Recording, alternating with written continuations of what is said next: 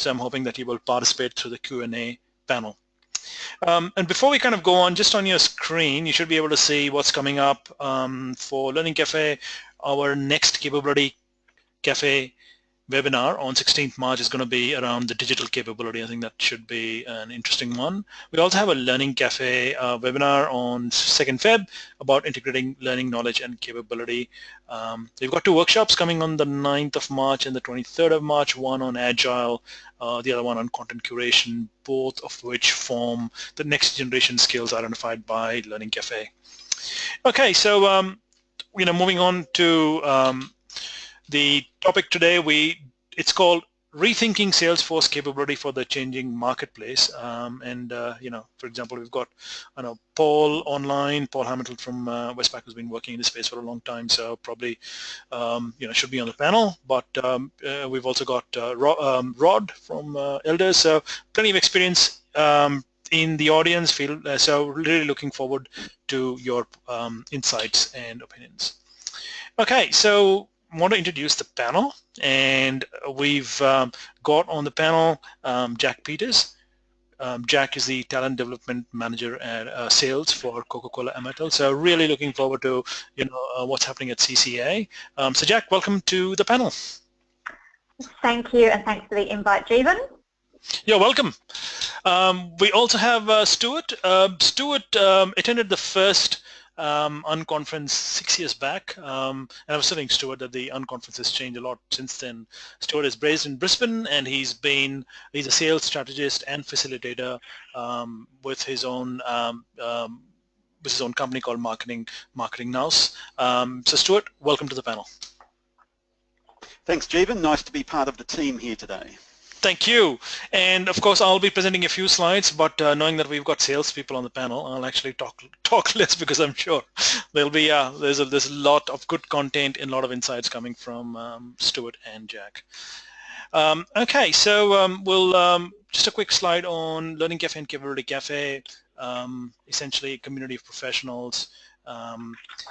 And we reach out to this community of professionals around learning and capability with webinars like this one, unconferences, capability workshops, thought leadership, coffee catch-ups, etc. So there's lots. Just have a look at our website and you'll get more information.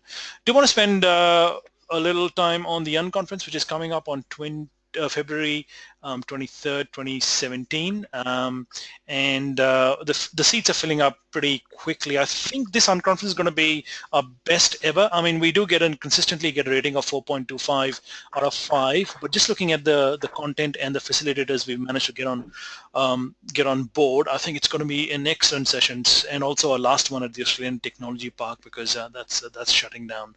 So next year is going to be another venue. So if you're interested, do register, because the seats are going to go fast. We do have entire teams from Westpac, Macquarie, QBE attending the workshop. Okay, also just a minute introducing what we call the next generation L&D framework. So what you see on the screen really is kind of the traditional L&D framework, where you've got business partnership, project management, then the ADDIE capabilities, and technology and digital, and that's kind of underpinned by learning theory. The next gen L&D framework, which we've developed, we call it's kind of the T-shaped learning, i.e. you go deep but you also go broad, and the need to go broader has come from what's happening around us in terms of the impact that consumer trends and other trends are impacting L&D, and especially technology. So you can see the dark brown bits are the ones that we've added to the more traditional L&D skills and capabilities, and this one has been received very well. And all our capability development in Learning Cafe and Capability Cafe is going to be around this dark brown areas, right? So we're going to focus on technology, digital acumen, agile and design thinking, consulting approach, business acumen, industry knowledge, startup concepts, and also emerging research and management. So that's just a slide on the framework. Coming to the topic itself, some of the questions we'll try and discuss if we have time are how the required sales capabilities have changed and what's really driving the changes. have the current selling frameworks and methods to build sales capabilities kept pace? And also, is there a need to change the way learning is designed and delivered to build sales capabilities? So we'll be discussing that. And I probably want to just get in Stuart and Jack just to answer the first question, quickly. Stuart, if you go first, what do you say the changes that are driving, sales capabilities? Well, I think sales is such an interpersonal activity that in some ways the underlying capabilities don't change a great deal. But on the other hand, as you've alluded to, the changes in technology have meant that customers in many different fields have different expectations of how they interact with someone in the sales role. So I think that's where the impact on sales capabilities really has more traction. Thanks, Stuart. Jack, your views? Look, I strongly agree with Stuart. I think for us, and I will talk about this, how it's impacted us, but it really is that, more information, data available, the speed of doing business, and just the competitive nature of the environment that we're operating in has actually meant that fundamentally the competencies might look the same, or the capabilities, but actually how they're brought to life and the tactics to deliver against those are quite different. Thanks, Jack. So, looking forward to your presentation, which is coming up soon. And let's just go on with the responses that we got from our survey during the registration process. And the first question we asked is, what did people think what was included in sales capability? 96% said that it was multifaceted, and includes not only learning skills and competencies, but also processes, systems, and culture. So I guess this is our own definition of capabilities, kind of bigger than the parts. And we're quite happy to actually find something from the Boston Consulting Group, which is very similar. So so what you responded to is in line with what people like Boston Consulting Group have defined as capability. So including competencies, tools, the governance, and processes and systems. So in terms of the Capability Cafe itself, as opposed to what we do in Learning Cafe, which is kind of more learning focused, Capability takes a broader view of learning and the context that it really operates in, and the interrelatedness of them. So that's good to see. The one in a way, the other components, which is governance, processes, tools, also I guess align with the 70-20 component of the 70-20-10 model. So it's it's something that aligns with that. The next question we asked was around the use of sales capability frameworks, and we asked in terms of what you're doing in your organization, are you using a framework that's been provided by a vendor, and there are a few very well-known ones in the market, or has it been developed in-house, or kind of are you using generic methods because all the processes kind of look very similar, so you've kind of not relied on a specific framework. Majority of the people, 70%, have said that they use a mix of vendor frameworks, but also in-house developed components. So just some observations there is that obviously only 4% use a generic framework. And I'm going to actually just pose this question to Jack first in terms of this statistic where there is a mix of vendor and in-house. Is Jack is it that you kind of use the vendor framework as a foundation and basis because you don't want to reinvent the wheel, and then you kind of build the in-house components to bulk it up? So that's kind of what's happening? Yeah, so we've probably made a bit of a shift in this in the last kind of 12 months. So I think historically we used fairly stock standard kind of capability frameworks across the business. But what we found is the nature of the business changing so rapidly. Whilst some of the core competency language still sat, again, it was more, we've probably shifted, so it's more, our model now is probably more 80% in-house and the 20 from the vendor, and it's more a sense check. So we use the vendor stuff for a bit of a, what else is happening? Are we on the right track? But actually we found that particularly for sales, we've actually focused more on internally led development and actually really making it bespoke for our business in current world. So lots of work on revising those and not just putting a framework together and just living with it, but really evolving it much more regularly and really making sure that it's landing with the business and embedded through the business. Thanks, Jack. Stuart, over to you. Yeah, so I come from this from probably more of the vendor side rather than the in-house side, as Jack was just explaining.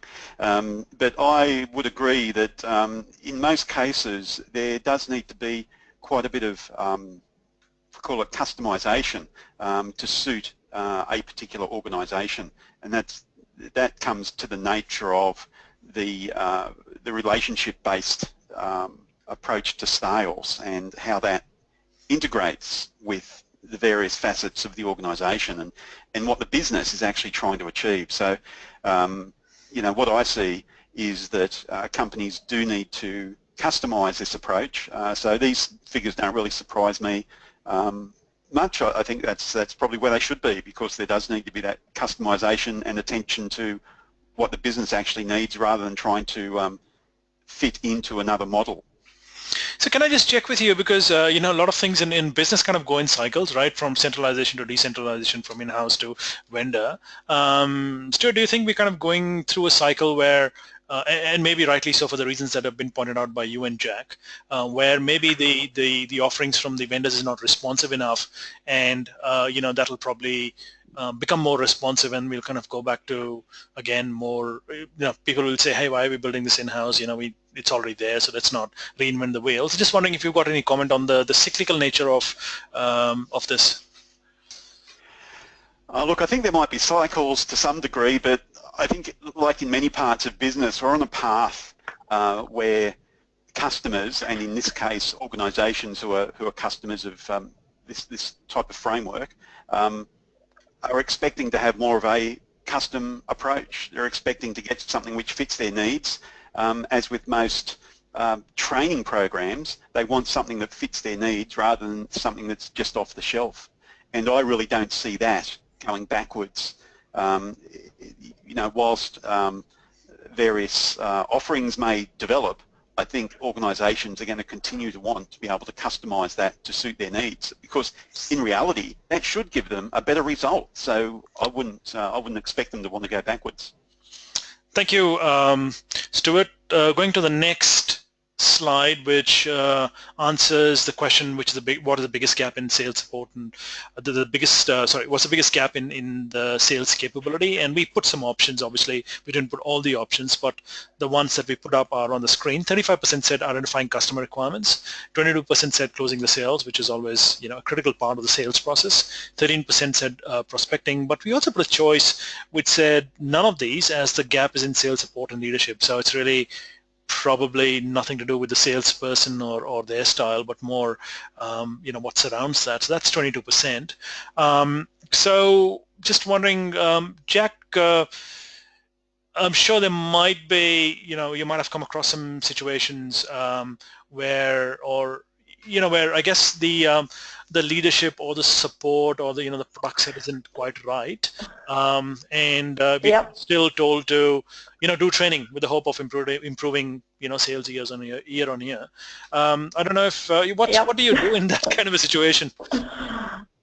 So I would have us at that 22%. I would have us probably, you know, I think a third of the success of this is actually that sales leadership, and it's something that we've been quite purposeful about this year and last year to really try and build leadership capability across all of our sales leaders, and then look at the sales competency pieces that sit, the technical skills that sit below it. I just don't think you can enable the results without having strong leadership. I think the coaching and the modelling that those guys display, you can have, you know, really strong technical salespeople and ambitious salespeople doing a good job underneath them, but they need to understand that leadership piece, where the business is going, how they're contributing, and that's actually where you get your uplift in performance.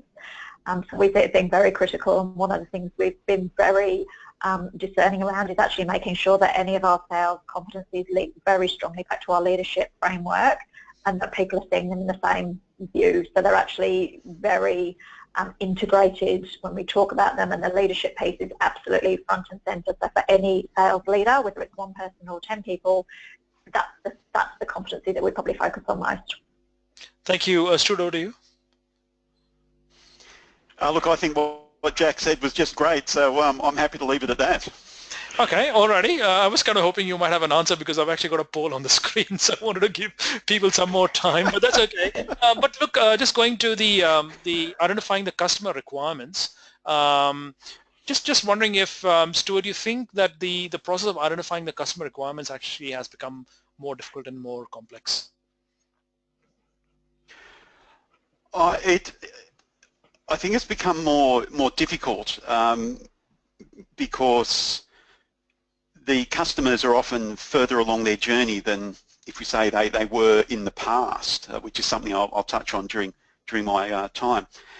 And that means that the level of difficulty is increased a few notches for anyone in the sales role, because they really have to sort of fast track the way they approach a sales situation rather than maybe just sticking to the linear path, which used to be more of a traditional approach to sales. So I think it has got more difficult. I don't know whether it's more complex because there's still a need to cover all the areas that should be covered, but it's certainly become more difficult, and the demands on the salesperson have certainly increased. Thank you. We've got the results. So 73% have said that expect the salesperson to kind of provide valuable information. 18% have said, provide comprehensive information. 9% said that they try and buy without the involvement of salesperson. That probably includes somebody like me. But I think that kind of reflects something that, Stuart, you got in one of your slides. So looking forward to that. Okay, so let me just hide the poll so we can go back to our slide and just go to the last question, and this is an interesting one. The question asked was, what kind of learning works best for sales capability? 91% said any kind of learning, but supported by coaching, and 4.5% said face-to-face and flexible. So huge emphasis on coaching. The question I have is that while that's kind of absolutely fantastic to have coaching complement learning, but coaching inherently is a one-to-one exercise, which means that it's probably not as scalable and which means probably not as affordable. Just wondering, Jack, if you got any views on the role of coaching and the commercial realities behind coaching, which is people need to spend time in one-to-one situation. Yep. So I think it comes back to the piece around leadership that we've just discussed. So for us, coach and develop would be one of the core competencies of a district sales manager role, so frontline leader role, and we're quite clear to leaders that their role as a leader and a coach, and actually in-field observation, one-on-one is all part of that. We've got obviously lots of performance measures and metrics that help support and guide what that coaching should be focused on. So I think that's one thing that's helped us get more scale out of it and actually the value. So making sure that when the coaching is occurring in field, that it's bespoke to that individual, but it's actually going to drive an outcome and a result. We also have within our state teams a resource that sits centrally to upskill our managers around coaching. So we've kind of got that support there and obviously tools to enable it, but I think it is absolutely important to see people in field with customers providing just-in-time feedback and actually that coaching on the job. Absolutely would agree, it's very important. Stuart, your views? Yeah, look, I tend to agree with Jack, and I think it's anyone who's worked directly with sales teams or have been in a sales team would see the value in having that one-to-one in-field coaching, while sometimes it can be a bit awkward because it's a matter of providing that coaching support to the individual seller with the correct training for the coach.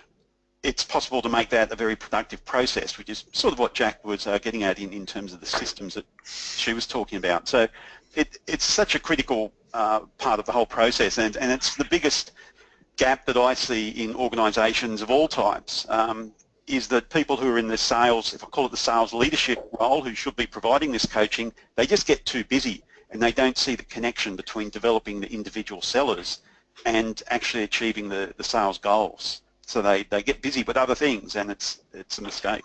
Sure. Look, we've got a poll on the screen, so if the audience who is not paying attention to the screen, if you just want to, take a couple of seconds to vote for what's on the screen, that'll be fantastic. But just around coaching, Jack, the question around coaching via either virtual or through telephone, do you feel that kind of works probably as well as a face-to-face coaching? I guess once you've kind of done No. the okay, go for it. Yep. Yeah, so I absolutely big believer in the observed coaching, and actually again just watching our sales guys with a customer, actually seeing how they are using all of their skills and capabilities to actually in route in field. I guess the support tools that we have are more that they're to support and guide, so it's follow-up, it's having someone else to come in and actually discuss and update, but absolutely the infield is preferred. We're just challenged, I guess, by location, so we have reps obviously in pretty much every postcode in Australia. Will have a Coke rep somewhere, and quite often the manager will be further away, so we just have to have the ability to do some coaching remotely as well. Sure. And look, I think I might actually, Stuart, I'll bring you in because Coca-Cola is one of the great consumer companies in the world. So sales kind of is the very fabric. Sales and marketing is the very fabric of Coca-Cola, and therefore probably they do devote a lot of resources. Stuart, have you what about organizations that probably do not have as much resources to devote to coaching? Yeah, and there's part of that sort of alternative approach is many organisations these days, and particularly newer companies, when you talk about the technology space and the developments happening there, they tend to focus on having what's called an inside sales team rather than a field sales team. And the same coaching strategy really needs to apply there, where it's possible to sit down with the individuals and review recorded calls which they've made, similar to being in the field and listening in and participating in a sales conversation and then providing some coaching support after that. It is possible to take the same approach with an inside team, and it's a matter of making sure that it's a priority and that it actually combines with a development plan for the individual. Because I know Jack touched on that in terms of what CCA is looking at, and I think that really provides the purpose for the coaching conversation, because it's driving the results towards the goals, the development goals for that individual seller. Thank you, Stuart. So we just got a poll where we kind of said, how can we make sales capability more proactive? And 53% have said taking the agile approach to designing sales capability. So the workshop that we're holding is I think will be useful for if you are planning to do that way. 20% have said more training and coaching, and 20% said more informal learning. So I'm just going to now just flick through a couple of slides on some of the research that Shreya has done for us. Essentially a graph showing that companies that invest in marketing and sales capabilities drive above market growth. So I guess it's no rocket science, but I guess it's just not the investment. Investment means just not the money, but also the focus and the excellence in implementation. So that's from McKinsey. The next graph essentially from A.T. Kearney showing that just from the percentage of investment in IT applications, a lot of focus on sales and customer-driven applications, 61%, far more than any other. Certainly there's a lot of automation and digitization of sales and consumer system happening. The next one is from McKinsey, is about a strong capability building program, which consists just not of the learning, standalone learning solutions, which by the way is also the theme for the unconference in terms of learning needing to build solutions which integrate more than just the learning requirements. So it's the infrastructure to support people's what they've learned, their learning journey, but also the leadership and the support provided. So our take on sales capability, based on what we've read and what we've thought, is that especially digital will continue to change consumer behavior more rapidly and unpredictably than ever before. So, which means that the need to constantly refresh sales framework and methods is required. And one of the ways to do that, as you people have voted, 53%, is to take a more agile approach, which may be missing from the current frameworks because it's kind of built on a legacy system, on a sales pipeline kind of an approach for decades. And the best solution really in the end might be make the sales force really good learners and kind of active learners. So that's our take. But without much further ado, I'm going to hand it over to Jack. So Jack, over to you. Okay, thanks, Jeevan. For those who I don't know on the phone, I've been for 12 years, and I'm in the HR, so I'm an HR person that works with sales. So next slide, Jeevan. So I did want to just give you a bit of a context of the business. I think obviously a lot of people are very familiar with our brands, and some people do understand our business model. But from an amateur perspective, this is the Australian beverages landscape at the moment. So about 3,700 employees in Australia. And as you can see, a big chunk of those, so just over 2,000, are actually sales. So as Jeevan mentioned, we are very much a sales-led business. Financially, I think you would be not reading your newspapers or your lovely social media to understand we're in a very challenged market. So for us, trading conditions have been really tough. So for us, things like container deposit legislation, the sugar and obesity kind of taxation and conversation there has really had an impact on us. But having said that, we've actually had some really strong results. We are a calendar-led business, so I can't actually, I don't have the 2016 figures, but you can see that it's a chunky business still, so over 3 billion in revenue, and then the EBIT number down the bottom. So we are still a successful business, but for us it's how do we continue to drive that shareholder value. And as I mentioned, the stakeholder group that I look after is just over about 2,000, and the big chunk of that, as you can see, is our field sales, so just over 1,200 people sitting in that field sales structure in one shape or other. Do you want to move on, Jeevan? Next slide. Yeah, thanks.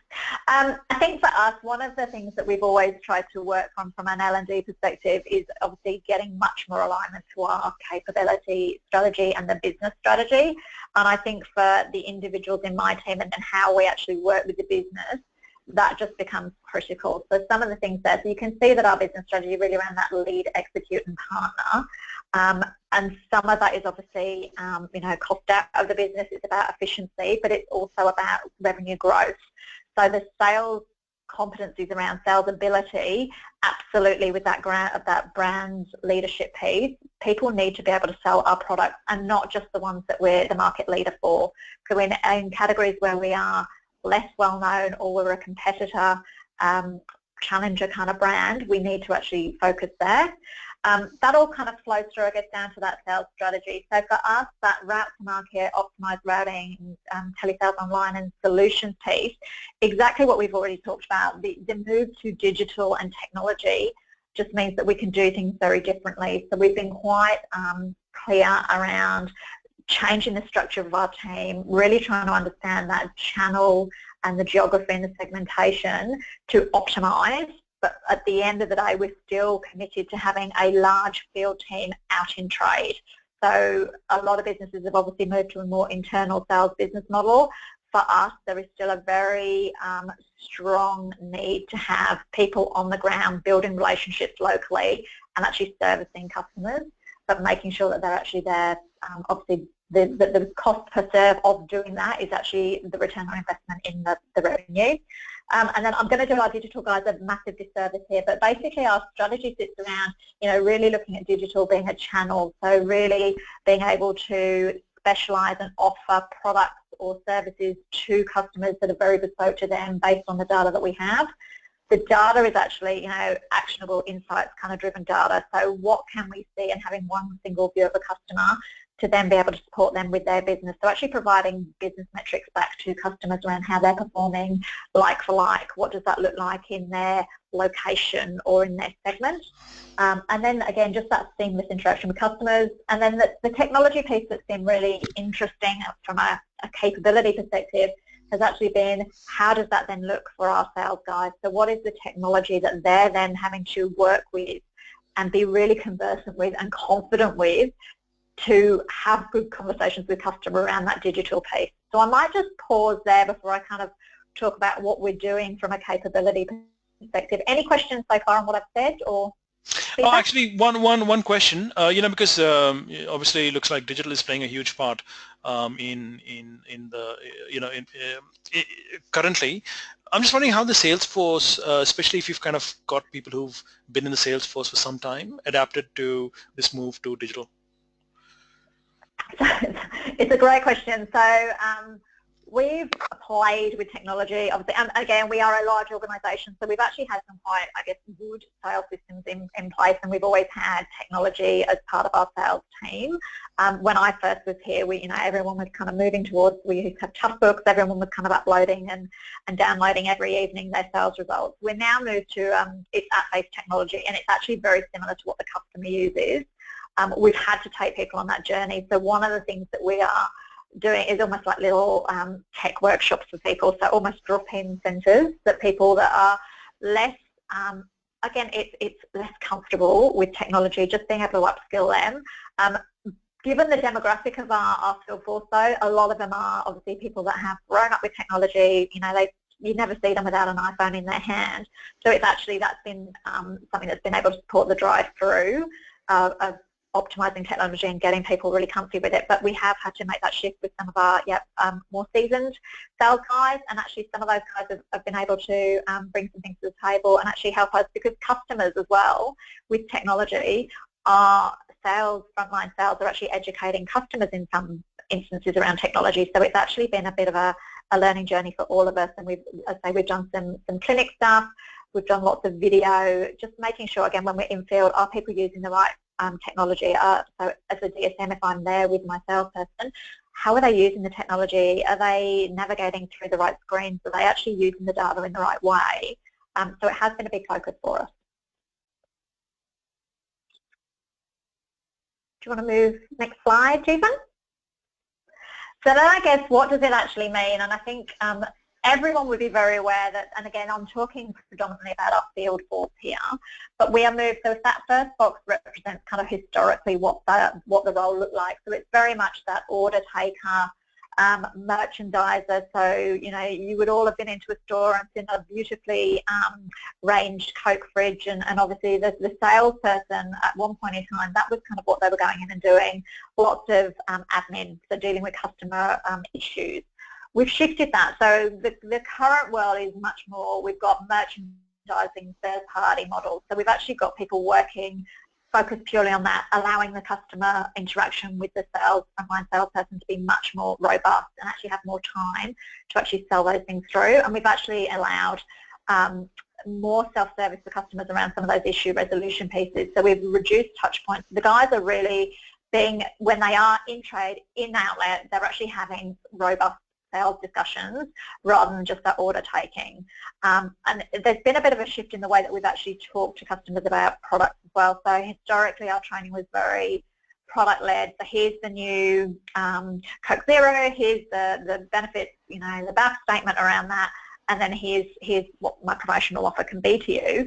We've actually shifted that. So the guys are much more clear in understanding the strategy that sits behind those initiatives, and actually getting them to understand what does that mean for that customer. So really trying to understand what the customer's KPIs are, how is that business trading, what does the future look like, and actually being able to sell against that rather than just going in and selling a product. So we're much broader, and obviously the data that we have sitting in our lovely databases is actually able to give, as I said before, it's able to give us a lot of customer data that they might not be aware of. So they've got their sales figures, but we can actually bring some context around that. So how other types of similar businesses are performing, how the ranging is working. So we're moving to that more complex selling. And the other piece is actually just the amount of data and reporting that is available, just getting the guys to be really conversant with those systems and actually using it in the right way rather than being overwhelmed. So I think that history, the current, we're probably in that middle bucket at the moment, but we're definitely moving to that right-hand side.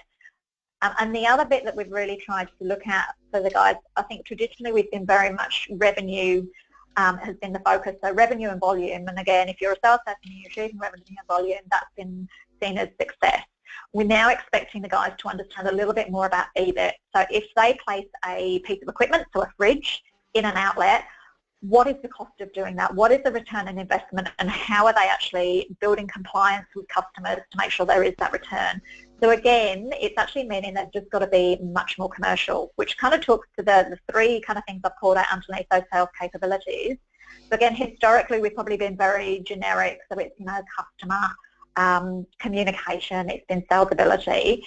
Now it's much more distinct around commercial. So as I've mentioned, understanding EBIT, really understanding all of the drivers that contribute to the bottom line and not just the revenue number, because there's been decisions that people have made previously around discounting that have meant that there's not a net core number attached to that. So it's about that commercial piece. There's certainly some stuff around behaviours, and I think earlier you mentioned about having people that are interested in learning.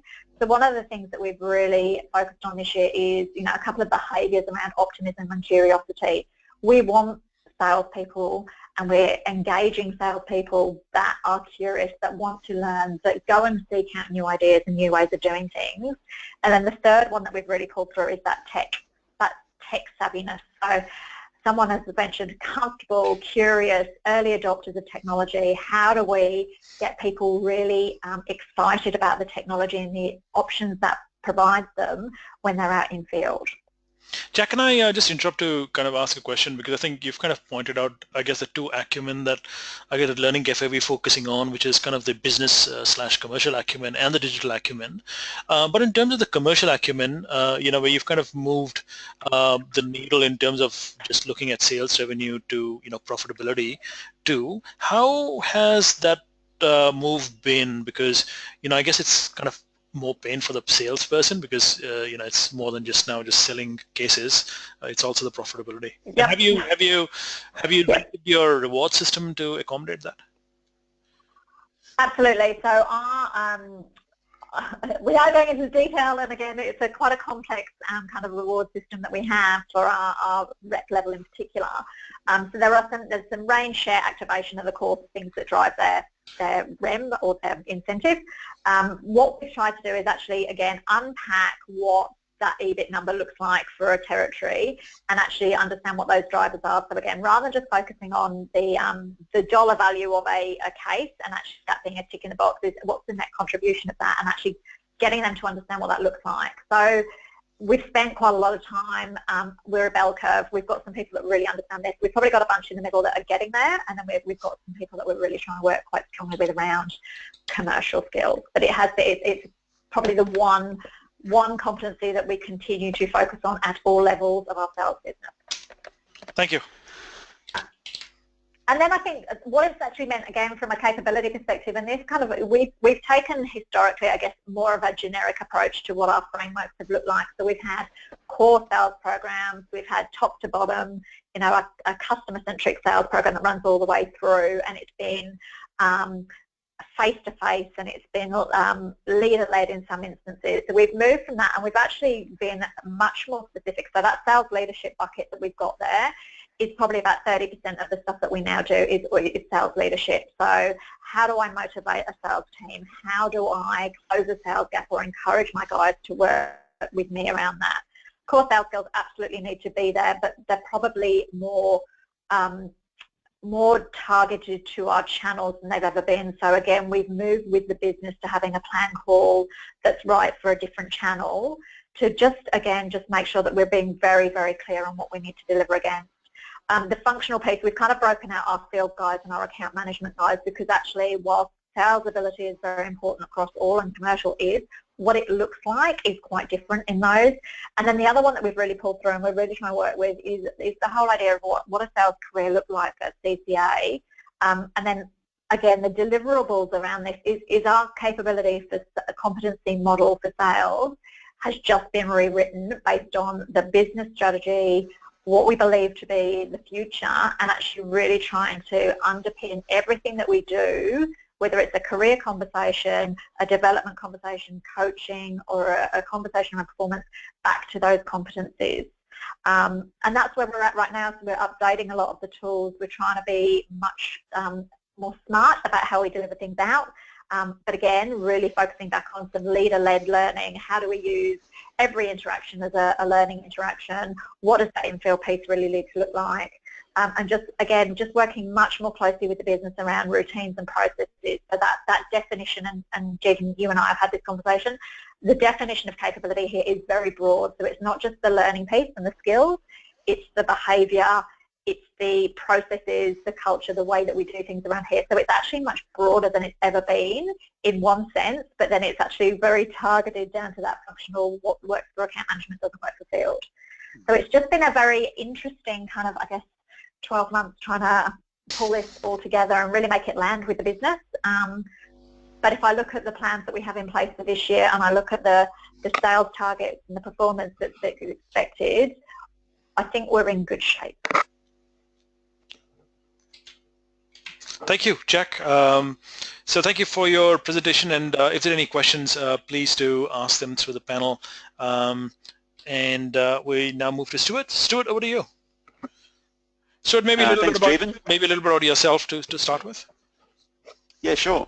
I've been in sales and marketing roles my whole career. For many years now, I've been operating as a sales strategist, consultant, trainer, working with a range of organisations to help improve their sales capabilities. Before that, I was working in my earlier career in a number of sales roles, field-based sales roles, mainly in business-to-business type areas, which is where I tend to focus, but I've also held marketing management roles within business-to-consumer sectors. So that's giving me insights in terms of the marketing and sales interaction from that perspective as well. So certainly on this topic, I'm coming at it very much from that external perspective, looking at what's happening within the industry, if you like, the sales industry, in terms of what salespeople need to be doing these days and what these challenges are in terms of their capabilities. So thanks, Jeevan. We'll just get on to the first slide here. Quite a few bullet points. I just want to talk through this briefly, really just to set the scene for what I think is happening. Obviously, customers are using online information both in business-to-business and business-to-consumer areas. The end result is that customers want to feel empowered, they want to have that information, and they don't want the pressure which is typically associated with contacting someone in a sales role. And when I say someone in a sales role, I'm not referring just to what many people might see as the traditional salesperson, maybe such as Jack was explaining with CCA, and that the route trade, people who are working on selling products every day. Many people in sales roles these days come from other backgrounds. They're coming from non-sales backgrounds, but within their organisation, they're expected to generate revenue. So they're assuming sales responsibilities, and this could be right across professional services, engineering, consulting areas, a lot of the new technology spaces, people with non-sales backgrounds but are expected to sell. And all these forces that we're talking about apply to people who are not traditionally career salespeople.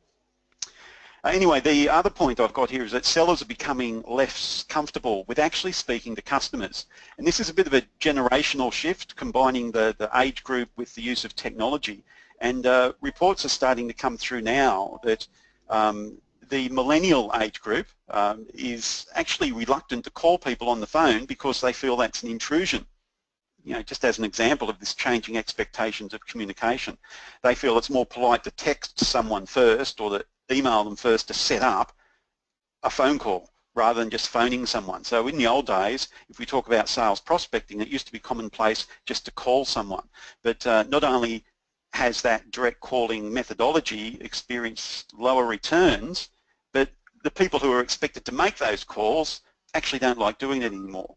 So we've got this generational shift, and that's also partly displayed in a lack of what's called emotional intelligence, or EQ, within the sales teams in many businesses these days. There's not the flexibility to deal with the various emotional and interpersonal issues that they need to deal with. I mentioned earlier the growth of inside sales teams, and one of the real challenges here is that there's a need to communicate in a remote environment. So you don't have the strength of the face-to-face communication. You're really relying on phone, email, screen sharing, maybe video conferencing to some degree, but the end result is that it's more difficult for the seller to manage that communication process, and so it creates a more challenging environment. Businesses are also transitioning away from having the expensive in-field sales team. It was interesting to hear Jack's comments about, the importance to CCA of their field-based team. Many companies are seeing that as a bit expensive, and they're trying to move away from just having what I refer to as a donut run, the old traditional salesperson that used to call on customers regularly just to catch up with them, and not really having a bigger picture that they're working towards. And in fact, I was working with a national pharmaceutical wholesaler back in the mid-90s, and I joined that organisation at the time. They were going through a similar shift where they were really changing the structure of their sales team away from this, if we call it the old style salesperson, to a newer style salesperson that needed to talk more about business with customers. And it's a very different mindset. And combined with that is the use of data to inform selling activities. So there's the expectation that someone in the sales role will be using this information to stay on top of what's happening with the customers they're looking after. And once again, this is a very different skill set for sellers. It's not just about getting out, meeting people, talking to them and influencing. It's about, in some ways, I agree with what Jeevan was saying about becoming better learners. And that's really what it's all about, learning how to use this data. So that's really the general way I see the scene being set for the challenges for people in sales roles these days. Thanks, Jeevan. Next slide.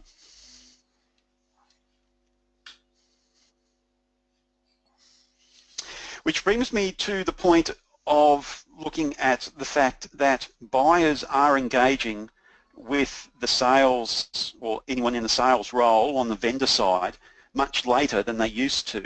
And this chart shows some information which was tracked over a number of years, which isn't always the case. It's sometimes difficult to get a fix on a moving target like this. But this particular research looked at the same issue year on year, and it clearly shows a increase in the degree to which customers are proceeding through their buying process. They're actually contacting someone in the sales role.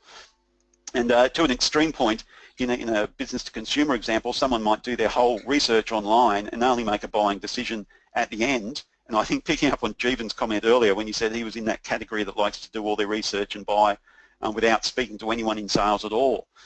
So that's at one extreme, and at the other extreme you've got many business-to-business scenarios which are more complex, have more stakeholders involved in the process, and they're still moving a fair way through their buying decision-making process before they're contacting someone in a sales role.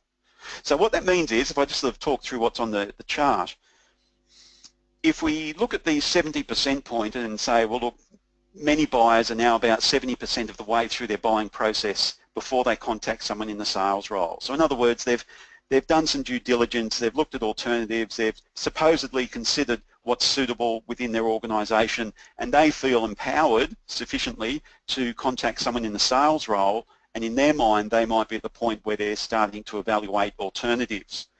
Now, it's on the big assumption that they are in a position to adequately assess what their own needs are, but assuming they are at that point, it then leaves about this 30% of the buying process for the sales role to engage and influence the customer. And this is part of the reason that the role of a salesperson is a lot more challenging now, is that this process we're looking at here, where customers are 70% of the way through their decision process, means that for the salesperson, it's like they're jumping into a river midstream. The process is already happening on the client side, and the seller is jumping into that and having to come to grips with it very quickly, which is very different to what it was many years ago when a salesperson sort of really started at square one with the customer. Customers wanted to know if they were thinking about a buying decision and they contacted someone as a vendor early in the piece, and the salesperson could then take the client through that process. Whereas now clients are feeling more empowered, and it's a matter of being able to deal with an empowered buyer at that point in a more effective way. And so really that's the point I've got at the bottom of the screen about sellers must be able to relate to those circumstances. So that's why it's a lot more difficult.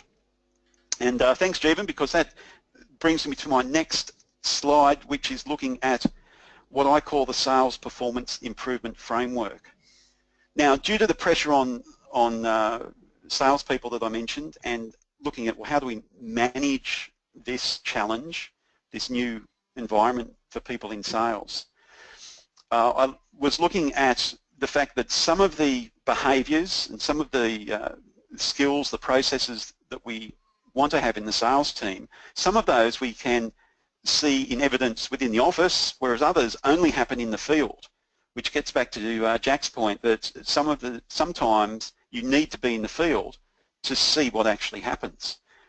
And some of these performance improvement factors you can actually observe, whereas others are recorded. And what I'm getting at there is the two lower quadrants in this chart are the factors that are recorded. So in some ways you can see whether they're being done if you're in the office. So if you're in a sales leadership role and you're trying to manage these factors, you're trying to help your team improve, it's a matter of looking at, well, which factors do they need to be focusing on, and are they things which you need to be in the field with them for, or are they things which need to happen in the office, and how do you keep track of these? And looking at the combination of factors on this chart, some are, in some ways you could call them leading indicators of sales outcomes, and others are lagging indicators. So this framework enables a sales leader to look at what the individuals on their team need to be working on, and then looking at how do I need to be supporting them, where do I need to be? Do I need to be in the field or do I need to be in the office? What do I need to be paying attention to help them improve? And the centre of this chart really comes back to looking at those sales management, sales coaching issues, and also that zone of self-management with the expectation of the seller that they are managing their own performance and doing what's necessary rather than just waiting to be brought into line. Jeevan, can I just stop see if there's any questions, or whether you have a question on what I've just explained? Stuart, no questions at the moment, and all good. Excellent, excellent. What I'd like to do is just move on to the next slide, which is based on other research around what companies are actually doing when they say they're doing sales training. Now, to my mind, you've got this distinction between developing product knowledge and actually developing sales skills, and the skills go into the, whether you want to call it the technology skills or behavioural skills, working on those areas. Looking at some research which has asked that question of companies, what type of training do you provide under the banner of sales training? You can see these results. So a third of companies say that their sales training is actually product training. Nearly another third say their training is around the methodologies and the tools which are used to manage the sales process and the sales activities.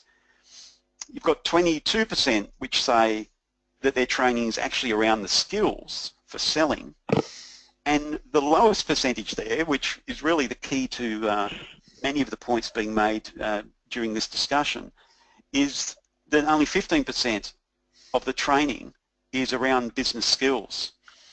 And this is where it's really important to make sure that anyone in a sales role is sufficiently familiar with the business of their customers as well as their, the business of their own organisation, to be able to have business-related conversations rather than just product-related conversations.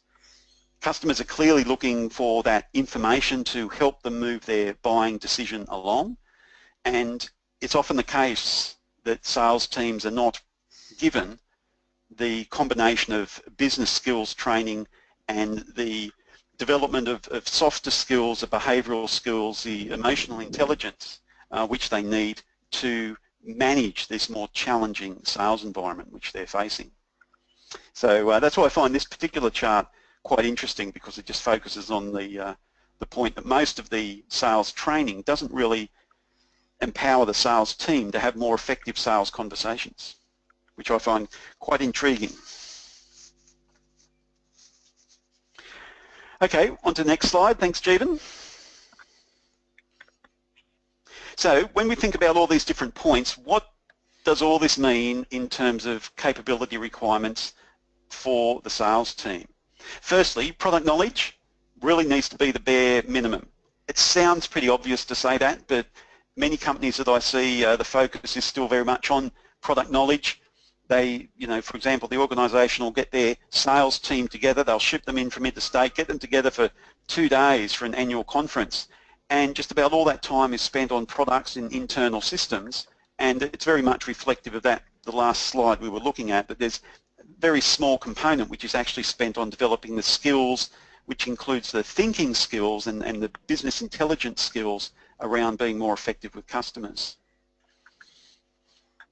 And just to distinguish between business to consumer and business to business sectors, I think in a business to consumer context, sellers really need to become what I refer to as a master of interaction, because they need to be able to quickly integrate the product knowledge they have with specific benefits for that specific customer. And this is done in a very sort of live, in often sort of a high pressure in terms of not having much time available and really being put on the spot. And it has really made the retail selling experience a lot more challenging, and the skills to ask the right questions, to keep the customer at ease, to show that you're actually interested in what they're looking for, but still be able to integrate product knowledge is a real challenge, and it's something which many companies still haven't quite got right. In a business-to-business context, there's a number of different selling frameworks or models, if you like. One that's been talked about over recent years is challenger selling. Many years ago, spin selling was the flavour of the month, and is still quite popular. You have other terms such as consultative selling and other models which have been introduced, but all of them try to create a system where the seller is more able to add value of some sort. And personally, I don't like the term adding value, because most people don't actually define what the value is that they're trying to add. They just think, well, we're doing something positive by adding value. But all these models are reinterpreting the need to add value to the end of the sales process, so that customers are feeling, well, you understand what I'm looking for, and so I'm more emotionally invested with the solution that you're presenting to me. But whilst there's different frameworks around, they come back to the same point of trying to empower the seller to have a more effective conversation with their customer. And for an organisation, I think it's important to realise what sort of interaction that your sales team needs to have with your customers. And the different models, different sales models have a different focus on different areas, but it's important for an organisation to understand, well, what sort of interaction do we want to encourage, and therefore what skills do we need our team to have, and how do we go about developing that sort of capability. And regardless of all of the above, of what I've just mentioned, the fact is, and this was touched on by Jack earlier, that the coaching element is just so important for the development of sales effectiveness. Coaching is often said to be important for any sort of training, but because sales skills is so interpersonal and so much based on the personal seller's interaction, having that coaching support is just so critical, even though it's time consuming. Okay, Jeevan, last slide please, and I'll just sort of pull all this together. I know we're sort of probably running a bit close to time here. Okay, so just to wrap up, the picture for an organisation is, how do we achieve a long-lasting impact from our development activities for the sales team? And I say it comes down to these 3 areas of clarity, leadership and accountability. And just briefly, clarity in particular is making sure that the development goals for the individual really reflect what the company goals are all about. And then we need the leadership to make sure that that's actually being put into place and that the leadership is living those values and that there's a plan for that change.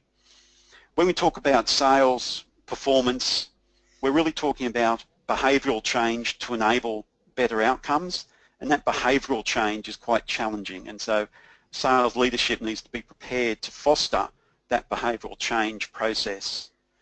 And that's underpinned by the accountability aspects, which is making sure that those sales performance criteria are properly addressed, and making sure that there's the expectation of ongoing learning. So Jeevan, yes, I agree with you that salespeople should be expected to be ongoing continual learners, and making sure that the support structure is in place to make sure that they can keep that development process going, even though many salespeople work in a very remote situation. Even though they may have an office, most of their time is usually spent out in the field with customers, so that providing the support can be a challenge in that situation. Thanks, Jeevan. I'll finish speaking at this point and pass it back to you. All right, thank you very much, and we're almost over time. Actually, we are over time. So before we finish, I'd like to, kind of just a quick, Jack, over to you. What is your tip for people involved in sales capability, for 2017? So the one hot topic or the one hot challenge that you think of sales capability professionals will face next year? I think it comes back to this. I think it comes back to this commercial piece. So I think if you can understand the business strategy, if you can then understand what that looks like from a functional level, and then what that contributes to your role, I think having people understand what they contribute, how they do that, so really clear performance objectives, the tools and systems and processes that they can use is actually the thing that hangs together and actually enables people to be successful. And I think it's sometimes the thing that goes a little bit left unsaid. So I think people are sometimes out there doing a role, doing the best they can without really understanding the bigger picture. So for us, it's been a lot around trying to get people reconnected to the purpose and the business strategy and actually the reason to believe in what we're doing to then enable them to be successful in their roles. Thank you. And Stuart, quick input from you. Yeah, so I would say the main focus would be on enabling sales leadership to spend the time that they need to spend on supporting the team, particularly in the coaching, but also making sure that these systems that we're talking about are properly embedded within the organisation. Thank you very much, and I think this is where we finish. So thanks to all the participants in the audience. Hope you enjoyed the webinar, and thanks especially to the panel, Jack and Stuart, who got some really wonderful insights. So thanks once again for participating in the webinar. Great, thanks, Jeevan. Guys. Thanks, everyone. Take care, and to close, just shut the window. Thanks, everyone.